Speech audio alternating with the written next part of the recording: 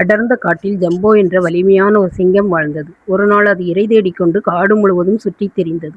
ஆனால் எங்கும் ஒரு ஜீவனும் கிடைக்கவில்லை. பசி அதிகரித்தது. அதனால் களைப்பு மேலோங்கியது. இரை கிடைக்காததால் ஜம்போ ஓய்வெடுக்க ஒரு இடம் தேடியது.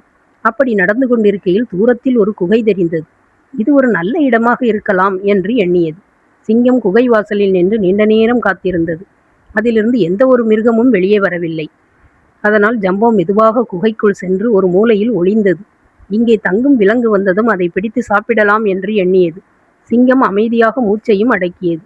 இந்த குகை ஓநாய் ஒன்று வசிக்கும் இடம். அது இரை தேடி வெளியே போயிருந்தது. சற்று நேரத்தில் களைப்புடன் ஓநாய் தனது குகைக்கு திரும்பியது. குகை அருகே வந்ததும் ஓநாயின் கண்கள் பெரிதாகின. அங்கே பெரிய சிங்கத்தின் கால் தடங்கள். ஐயோ, என் குகையில் இன்று யாரோ இருக்கிறார்கள் என்று பயந்தது. சிங்கம் உள்ளே இருப்பதை புரிந்து கொண்ட ஓநாய் உடனே ஒரு புத்திசாலித்தனமான திட்டம் யோசித்தது. அந்த குகையின் வெளியே நின்று, ஓ குகையே, ஏன் என்னை இன்று வரவேற்கவில்லை? எப்பொழுதும் பெரிய சத்தத்துடன் வரவேற்பாயே, இன்று ஏன் மௌனமாக இருக்கிறாய் என்று கூறியது. அந்த குரலை கேட்ட சிங்கம் ஆச்சரியப்பட்டு, உண்மையிலேயே குகை இதை வரவேற்குமா என்ன என்று குழம்பியது. சில நொடிகள் யோசித்தது. பின்பு முட்டாள்தனமாக நம்பியது.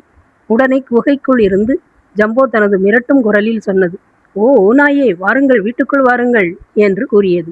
அந்த அதிரும் குரலை கேட்ட ஓநாய் நடுங்கியது.